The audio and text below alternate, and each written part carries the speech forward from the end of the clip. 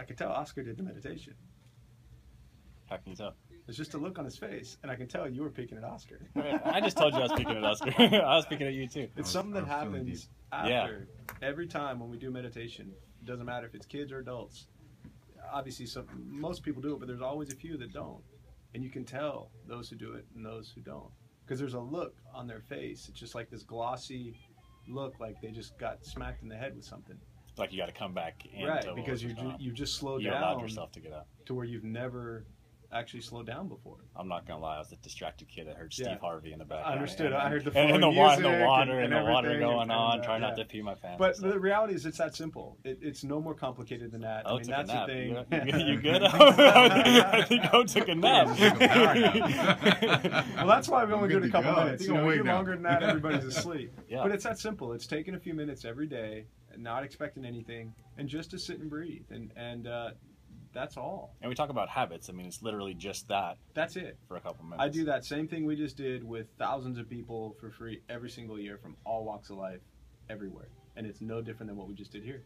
That's it. It's no more complicated. There's no levels to it. And a lot about how do you integrate it into your life, and how do you make it a habit, and how does the average, business person do this? It's moving away from this idea of thinking, nothing against the running water, but it's moving away from this idea of thinking that you have to have running water. It's moving away from the idea that you have to light candles. It's moving away from the idea of thinking that you have to go to some mountaintop somewhere. It's realizing that everywhere you are, that's where your stress and anxiety is. And everywhere you are, that's where your breath is. And you learn to anchor and kind of condition your breath to be something that triggers you to find a sense of peace and calm. But it has to become a habit. Yeah, I'm telling you right now, I mean, it hasn't completely been a habit, but I can go to it. Like, if I feel myself going in a certain direction, I can go to it and just take your minute. And I realize now it's just your breathing. Right. Because when I get caught up and I get that anxious, I'm most likely holding my breath. Yes. I'm most likely not breathing properly. Yes. And when I get myself back into that state, I feel it going away. So, I mean, at least there where I don't do it probably ahead of time, but I know how to go to it if I have to.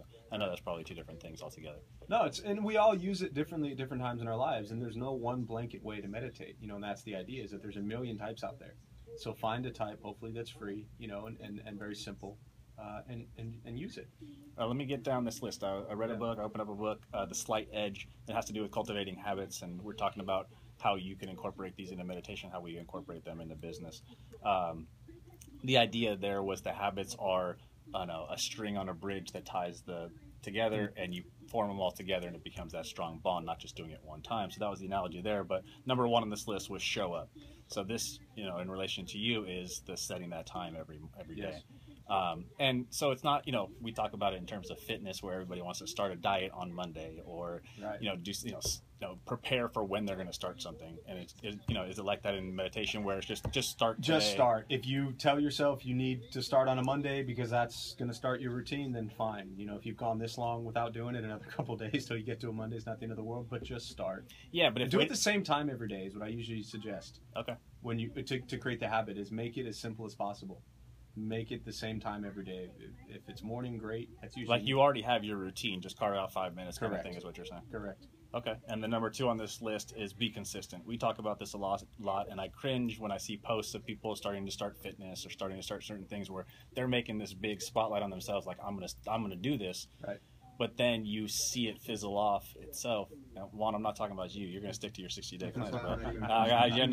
Well, I'm saying, like, I don't think that Oscar and I stayed away from posting a lot of stuff early on, too. No, I didn't see you post nothing. Right. You're just grinding away, my man. I see you.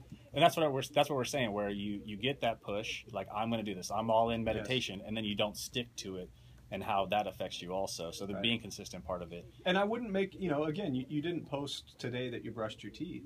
It's just something you do. Yeah, it's not something cool that you're trying. Correct. It's just what you're doing now. Correct. And I think a lot of the fitness posts that we do now is more of motivational, trying to keep others informed that, like, you do it on an ongoing basis. We do have our stumbles. We do have our roadblocks where we have to get back on it. And the consistent thing, too, is that missing one day, just like your diet or just like your exercise, doesn't make you inconsistent. It makes you human, and then jump right back on. That's the consistency part of it. Correct. Okay, I'm with you there. Have a positive outlook. You always do. I just realized there's no other choice, you know? I mean... Well, you've made no other choice, you know what I mean? There is other choices. You I just guess chose there are not other to, yeah, choices, you know what I yeah. mean? There is plenty of Yeah. choices, you're just choosing not to, so... Yes. All right. And it doesn't mean that you're not going to have things in your life that you don't like, you don't agree with. You're just choosing not to focus on the negative side of it and realize that in any situation there's a positive something somewhere. Life lesson, painful experience. Having control of that right there, though, is important, because not having control over whether or not you're going to be happy is not a very good place to be.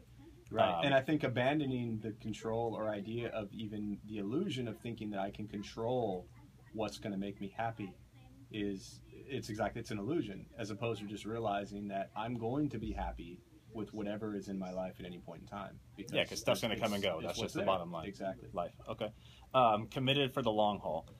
With regard to business, it's not just a phase. It's not just a 60-day challenge for Juan. It's a 60-day challenge to get him started on his road of whatever he plans on doing. So in terms of the long haul, what's the long haul in terms of meditation? Is it like a grow up and be a yogi, or just like every And that's, every I think day? I started to mention that earlier a little bit, but it's not to do it with any expectation of, am I, going to achieve some higher level of consciousness, or am I going to start to float, or now I'm up to 20 minutes. My goal in the long haul is to do meditation every single day for 5 minutes the rest of my life, but that starts with doing meditation for 5 minutes today.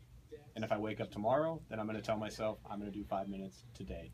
So the long haul is really nothing more than just taking 5 minutes every single day you're alive to do meditation. And stockpiling them on top of each other. Yeah, and if I live another 40 years, then I'll have done it 5 minutes every day for 40 years. But I don't even know that I'll get through today, so one day at a time. Number 5 on this list, you'll probably say doesn't apply to you, but I think it does. Cultivating a burning desire backed by faith. And let's just call faith, in this circumstance, meditation. Yeah. You started with just meditating 5 minutes a day, or did you go all in from day one? When I started, I really didn't do either. When I started, I was 20 in college, and it was something that just helped me with anger, and it was really sporadic. So it wasn't backed by faith, it wasn't all in, and it wasn't like committing to 5 minutes. It was kind of trying it out for a while. So when I learned it in 1995, it was 8 years later that it became an everyday habit. Gotcha. So I kind of tried it out for a while, on and off, for 8 years, until 2003. But you never completely abandoned it either. It was just stumbling blocks and back on sometimes it. You would do it, sometimes you wouldn't. Sometimes you think you're okay, so you don't need to do it, and then you think you're not okay, you need to do it. And then 2003 was when I committed to doing it every day. And there was that life event that happened? Yeah, I just woke up one day and said, I'm tired of living with a mind filled with anger. And it's just really just that, right? It's that decision. And it's from that point forward, you're putting on gray sweatpants and going to other countries. Something like that. Yeah, right. You know what I mean? Like it's simple. It's as quick as that sometimes. Yeah. Number 6 on this list: be willing to pay the price. I don't necessarily know what that means in terms of meditation, but pay the price, I would assume, is that it's not going to be a quick fix either. It's not a quick fix. It's also very difficult to try and be nice all the time. So the price may be that, for people who, are maybe not so nice all the time, or it's easy to get angry and scream. Of course, there's people. plenty of reasons to all day easy. long. All day long, we can scream and yell. And so the price you pay is that you have to actually change a lot of your behavior. I think that comes as a side effect from doing meditation and learning to stay present and not carry the anger, not carry the resentment, not carry the frustration with you. And so the price you pay is kind of cutting into some of your ego, some of your pride. Break yourself down a little bit. You kind of break yourself down a little bit, and I think that happens indirectly. That's not necessarily your intention. Sure. But when you learn to just be okay with everything, if someone cuts me off and screams and yells at me on the freeway, I can either scream and yell back or just keep driving. And we are so quickly conditioned to scream and yell back. So if I just keep driving and completely ignore that person, maybe that cut into my ego a little bit. And so that's kind of the price you pay, is you begin to cut into that sense of self and that ego and that thinking that you're so important. Which is an okay thing.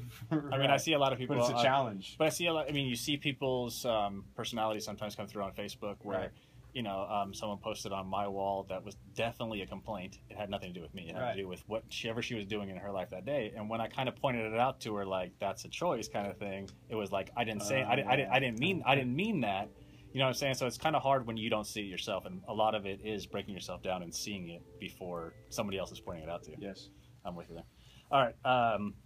practice the slight edge mindset, which is the name of this book. And with regard to that, it has to do with the little wins every day. Sure. How it's just that slight edge every day stockpiled over a long period of time is when it really comes into play. And I'm sure that's the same thing with meditation. We've seen that with you today. And again, even in my approach, the populations I work with, I'm not necessarily leading meditation with people to make them more successful in business, or I'm not, leading them in meditation to make them which would help too. Well, that's my point. Is that's what a lot of people are using it for, and that's what I mean is people can use it for anything they want. So understanding, like, getting the slight edge. Yes, you have all of corporate America, big shots now, all these big companies integrating a meditation component because it gives them a level of concentration and focus to be able to go sell, to go win, to go into combat, to go into sports. So they're using it in a way to get an edge. And I always say that it's like the sniper. I used to do meditation with a guy who was a sniper.